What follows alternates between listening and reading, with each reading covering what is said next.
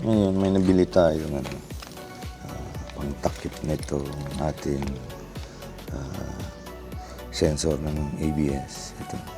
Speed sensor, ABS, ito yun siya. So, ito may nabili tayo sa Lazada. So, lalagyan natin ito. Ayan, kung nakikita ito. So, ito siya. Yan. Ito. Tatanggalin ko itong bolt dito. Tapos, i-install natin itong binili. Itong binili natin. Ito. So, something. Ngayon, tanggalin lang natin itong bolt.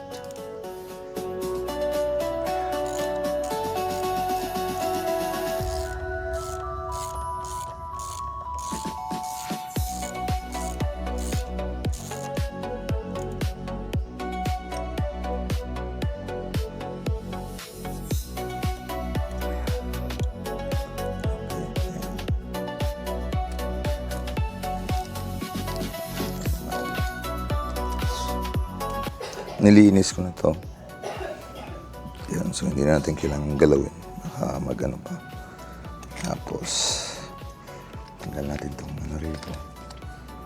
Yung binili natin. Napantakip dyan. Yan. So, ganito lang naman siya ilagay. Ganyan. Ganyan lang siya. Yan. So, madali lang naman. May bolt na siya. May parang washer siya na plastic para hindi siya ano dito. Parang extender. So, i-assemble na natin to kapag ganito.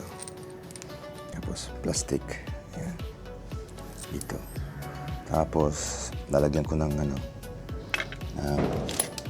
thread locker. Ito, may thread locker ako dito. Mga maliliit. Saan ba yung bawas? Ito. Tapos na ito. So, lagyan lang natin ng thread locker konti.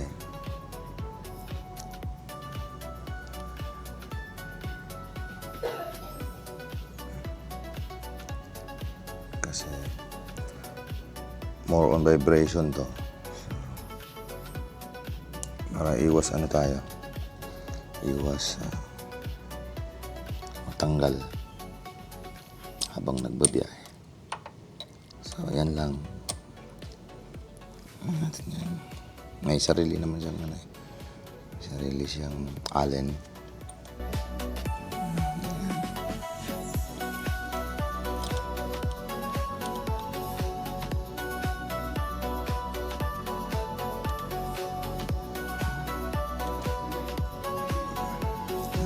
Tapos ang higpit nito, hand tight ko na lang. Kasi wala akong pang rito. May ratchet na yan tayo. Meron akong gamit na torque wrench. Kaya lang wala akong allen na torque wrench. Kaya hand-tight lang tayo. Yan. Hanggang yan lang. Okay. Kasi baka mag-over-torque. Yan. Since mayroon naman siyang meron naman tong yan. Meron naman siyang thread locker. So, ayos na yan.